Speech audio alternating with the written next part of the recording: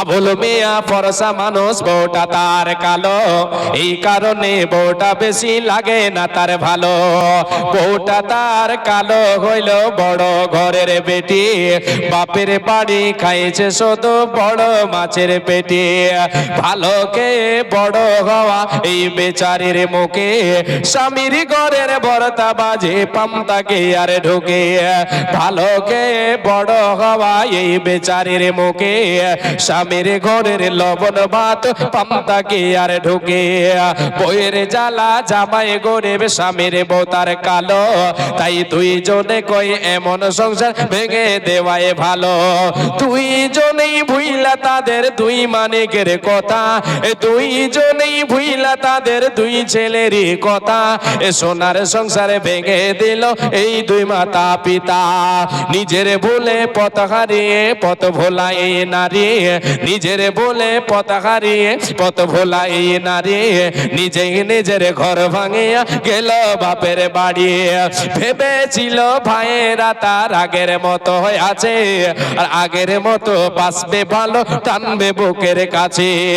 বাপের বাড়ি গিয়ে দেখে ভাবনাটা তার ভুল, ভাই ভাবিদের হাতে এখন বিষ কাটায় আর হল।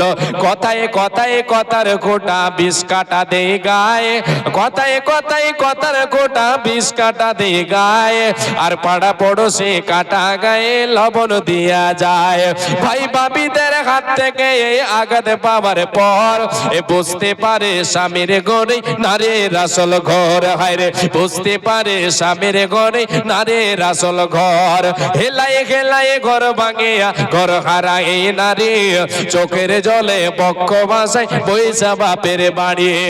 ওই দিকে স্বামী তার করছে আরেক বিয়ে, আর বিয়ে করে পড়ছে জ্বালায় বাচ্চা দুটো নিয়ে।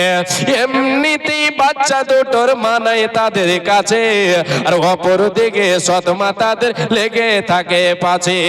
খানা খাদ্য খায় না তারা, সারাটা দিন ঝিমায়, আর এদের নিয়ে বাপটা পড়ছে ফাটা বাসের চিপায়।